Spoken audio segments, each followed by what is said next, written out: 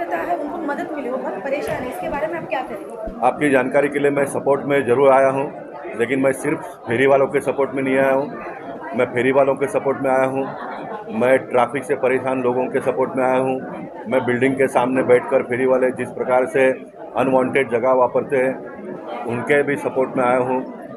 मुद्दा यहाँ पर यह है कि फेरी वाले फेरी का जो भी व्यवसाय करते हैं, खास करके भाजी पाला, फल फ्रूट, ये सारा जो पेरिसेबल आइटम है ये लोगों को मिलना चाहिए, उसकी व्यवस्था मुंबई महानगर पालिका ने करना चाहिए।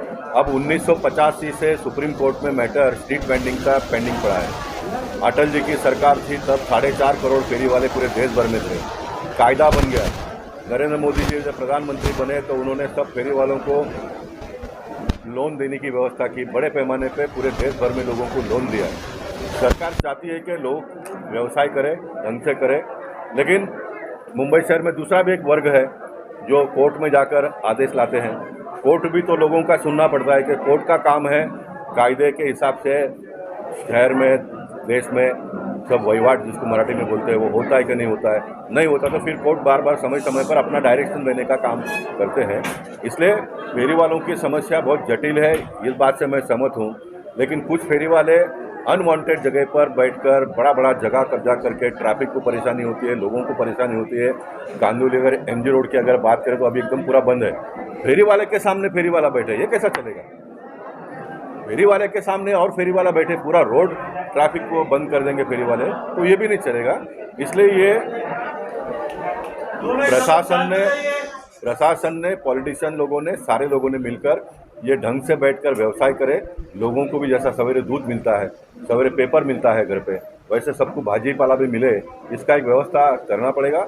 और सरकार ने मुंबई शहर के सारे फेरी वालों को सम्मान से जीवन जिए जिस प्रकार की व्यवस्था करनी चाहिए, इसलिए मैं सरकार के समर्थन में आया हूँ। सरकार किसकी है इसके बाद में बात करेंगे, सरकार हम सबकी है और सरकार को भी मदद करने के लिए आया हूँ।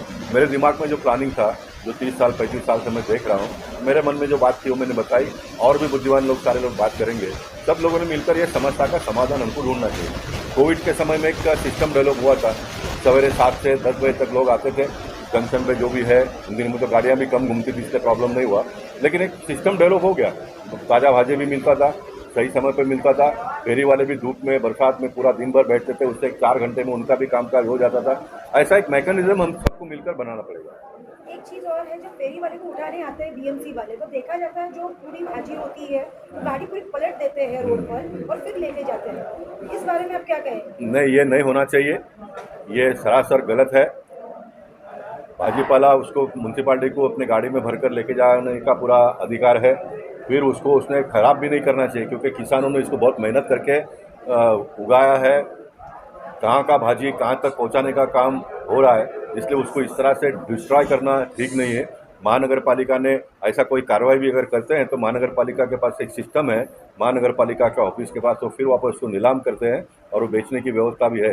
लेकिन हमारे कुछ अधिकारी भी इस प्रकार से, क्योंकि पैसे इनके पास इतने आ जाते तो उनको गरीबों के बारे में कोई हमदर्दी नहीं है, इसलिए सारा चलता है। लेकिन ये एक व्यक्ति की लड़ाई नहीं है, सारे लोगों ने मिलकर इसका रास्ता निकालना पड़ेगा, ऐसा मुझे लगता है। आज एक महिला थी, रो रही थी, यहाँ पे बता रही थी उनके दुख दर्द की, भूखा सोना पड़ता है बच्चों के लिए, वो परेशान है। ये देखिए, आप जब लोगों के नज़दीक आते हो, मीडिया हो या तो पॉलिटिशियन हो, तब लोगों की परेशानी अपने को पता चलता है। अब उन्होंने कहा कि लोन तो सरकार ने हमको दे दिया, लेकिन अभी धंधा बंद होगा तो हम लोन कहाँ से भरेंगे? बच्चे स्कूल में पढ़ते हैं, स्कूल में फ़ी तो भरना पड़ता चाहिए, नहीं तो बच्चे स्कूल में नहीं जा पाएंगे। तो ये सब बुनियादी मुद्दे हैं ना, तो इसका रास्ता गवर्नमेंट को निकालना पड़ेगा। अब किसी एक ने कहा कि लाड़की बहन हो गया, लाड़का मेहुना हो गया, तो लाड़का फेरी वाला भी बना दो, उसको भी 1500 रुपये आ जाएगा महीने का, और राशन तो मोदी जी दे रहे, तो जिएंगे, फिर आगे देखेंगे क्या होता है। लड़ना तो पड़ेगा ना। देखिए, सरकार भी हम में से कोई ना कोई चला रहा है, उसके भी मन में संवेदना है, उसके भी मन में भावना है, लेकिन सरकार के पास भी इतना सारा काम होता है, सरकार को बताना पड़ेगा। इसलिए बताने के लिए कि एमएलए, एमपी, नगर सेवक, पार्टी के पदाधिकारी, ये सारे होते हैं, इन सारे लोगों ने मिलकर काम करना चाहिए। तो ये फेरी वालों की समस्या हम देखते देखते दूर कर सकते हैं, इतनी बड़ी ताकत मुंबई शहर के लोगों में है। करके चलना पड़ेगा। अंत में किसी को क्या अच्छा लगा क्या बुरा लगा ये मुझे मालूम नहीं है, लेकिन मैं फेरी वालों को सम्मान से व्यवसाय करने की व्यवस्था हो, ये 100% इस बात से मैं समझ। बाकी उसका कैसा नियोजन आयोजन करने का सब लोग मिलकर करेंगे। मेरा एक कहना सर, एक महीना से नाम और क्या करते हैं आपके लोग? मैं हरिहर यादव नाम है मेरा। मैं रिपब्लिकन पार्टी का महाराष्ट्र सचिव हूँ, रामदास आठवले का। 30 वर्ष जिला अध्यक्ष था यहाँ रिपब्लिकन पार्टी का, रामदास आठवले का, उत्तर मुंबई का। उसके पहले मैं CPI में था 12 वर्ष, और उसके पहले से मैं फेरी वालों का यूनियन,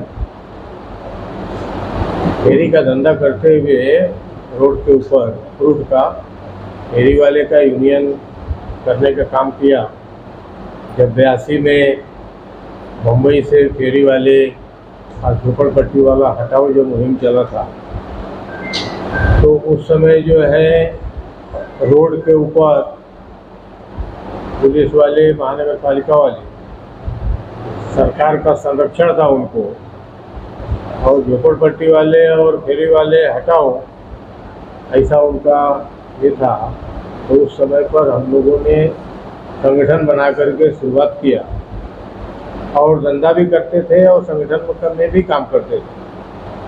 तो सुबह जो है धंधा लगाना, और जहाँ ज़रूरत पड़ा तो डंडा झंडा लेकर के महानगर पालिका के खिलाफ या कोई दादागिरी करता है उसके खिलाफ हम लोग खड़ा होते थे। तो हम लोग लाठी डंडा मारने के लिए नहीं लेते थे, हम लोग उसमें झंडा रखते थे, और झंडा रख करके संगठन बनाने का काम किया। और जो भी झोपड़पट्टी और जो फेरी वाले लोग हैं उनको तकलीफ देने का काम किया, उनसे मुकाबला करने का हम लोग काम करते थे।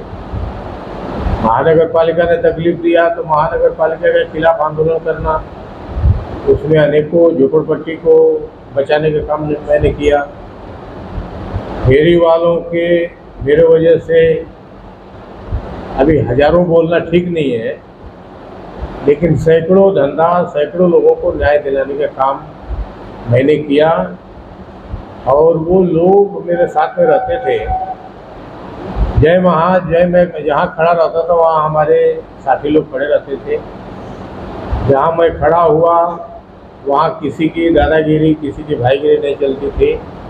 उससे बड़ा भाई हम लोग, इसलिए कि हमारे हाथ में डंडा रहता था और डंडे के ऊपर झंडा रहता था।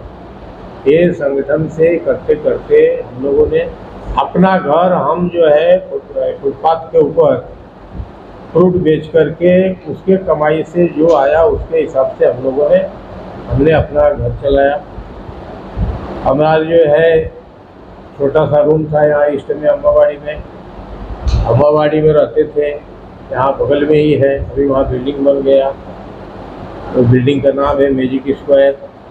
वहाँ बच्चे लोग जो जन्म लिए वहीं पढ़ाई किए, वहीं बड़े हुए। अभी ओम प्रकाश यादव है, ये बड़ा है, MBA किया। उसके नीलेश हैं एडवोकेट, वो कंप्यूटर साइंस ग्रेजुएट। उसके बाद LLB, अभी LLM किया और प्रैक्टिस करता है। ये Dindoshi court, Borivali court, high court भी जहाँ ज़रूरत पड़ता है वहाँ जाता है।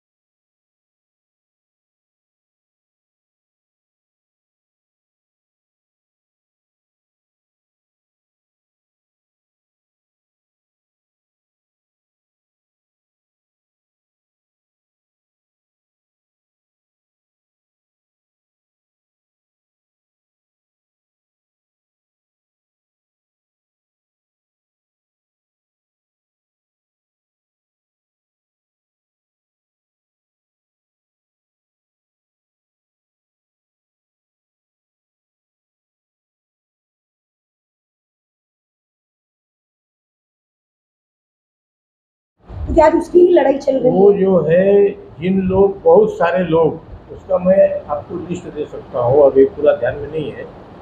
क्योंकि अभी ये जो एक तो हम लोग काम करते करते जो है अभी गैप थोड़ा हुआ है, महाराष्ट्र कमेटी पर हूँ, और हम लोग सुबह 6 बजे से शुरू करते थे तो रात को 12 के पहले घर पर नहीं आते थे मैडम। पूरा दिन लगता था धंधे से लेकर के फील्ड में, और हम लोग को थकान भी नहीं लगती थी।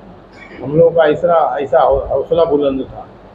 तो अभी बहुत सारे फेरी वाले में से लोग हैं कि उनके बच्चे इंजीनियर हुए हैं, उनके बच्चे डॉक्टर हुए हैं, उनकी लड़की डॉक्टर हुई है, डॉक्टरी पढ़ रही है। ऐसे बहुत सारे लोग है, मैं मानती हूँ, है। लेकिन अभी तकलीफ दे रहे हैं ना उसके बारे में। अभी जो है तो ये जो प्रशासन का जो मदद करने का ये करना चाहिए कि ये जो है समाज, फेरी वालों का समाज है, बहादुर समाज है, ये मेहनत करके अपना घर चलाता है और बच्चों को और समाज को विकसित करने का काम करता है। तो सरकार उसको मदद करना चाहिए, उसको प्रोत्साहित करना चाहिए, उसको जगह देना चाहिए, क्योंकि वो कलाकार है, वो इंजीनियर है। जिस तरह से अभी समझो कोई लड़का इंजीनियर बन गया तो उसका बाप अगर रोड के ऊपर भाजी बेचता है तो वो भी इंजीनियर है। वो इंजीनियर से बड़ा वो इंजीनियर ये है कि उसको कलाकारी आता है, वजन करना, माल खरीदना, जाना लाना, ग्राहक से बात करना, ग्राहक के साथ बने रहना, समाज में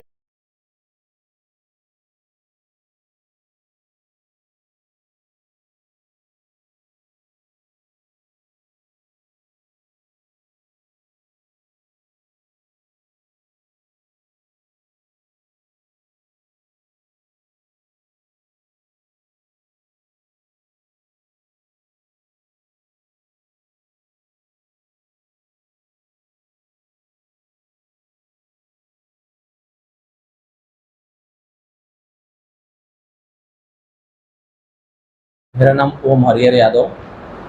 और आज का जो जैसे कि ये सभा जो हमने किया फेरी वाले और फेरी वालों का क्या योगदान है समाज में, अहम मुद्दा ये है कि जो फेरी वाले होते हैं, फेरी वाले सिर्फ एक फेरी वाले नहीं होते, वो अपने परिवार को और अपने समाज को भी बड़ा करते हैं। जब एक बेरोजगार आदमी जब वो रास्ते पर फेरी का धंधा करता है तो वो अपने परिवार को और अपने बाल बच्चों को शिक्षा देता है, और वो बड़ा होकर के जब वो शिक्षित होता है कहीं ना कहीं समाज में वो कंट्रीब्यूट करता है। एक शिक्षित समाज बनता है, एक सभ्य भारत बनता है और एक विकसित भारत बनता है।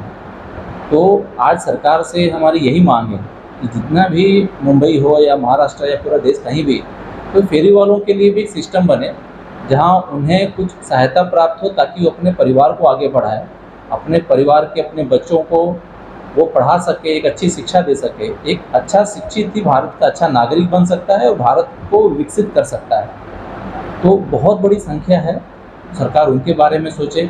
मेरे पिताजी भी आज जब मुंबई में आए, मेरे पिताजी, मेरे दादाजी, हमारा पूरा कुटुंब, तो उन्होंने हम मुंबई में आने के बाद फेरी का ही धंधा किया।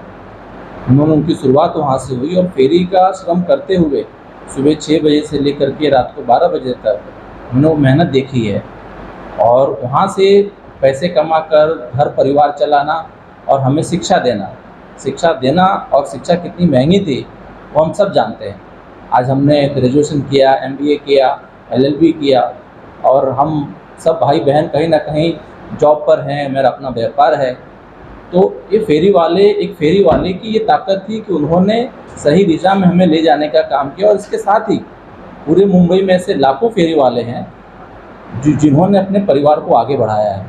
तो ये एक माध्यम है। सरकार को मैं गुजारिश करता हूँ, मैं उनसे रिक्वेस्ट करता हूँ कि इसे हर फेरी वाले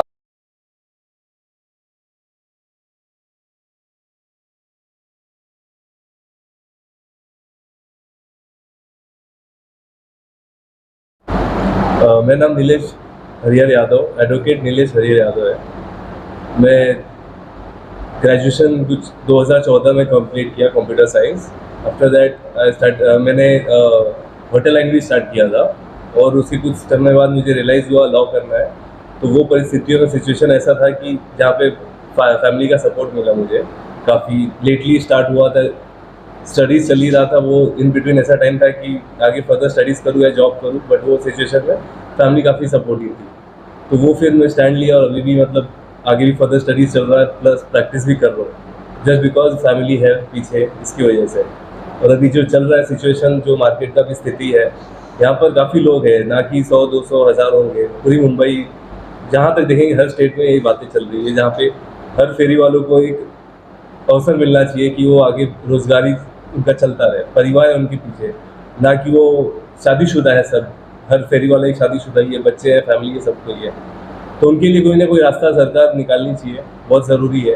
कोर्ट में भी ये केसेस चल रहे हैं, कुछ पेंडिंग है, कुछ अभी और भी आगे चलने वाले हैं जो अभी हम प्रोसीड करने वाले हैं PIL के थ्रू। तो मेरा ये गुजारिश है सरकार से, कोई ना कोई एक कंक्लूजन आ सकती है सरकार, जो एक नया कानून ला सकती है जो फेरी वालों के लिए काफ़ी सपोर्टिव होगा और ज़रूरी है हर एक भारतीय के लिए। Thank you.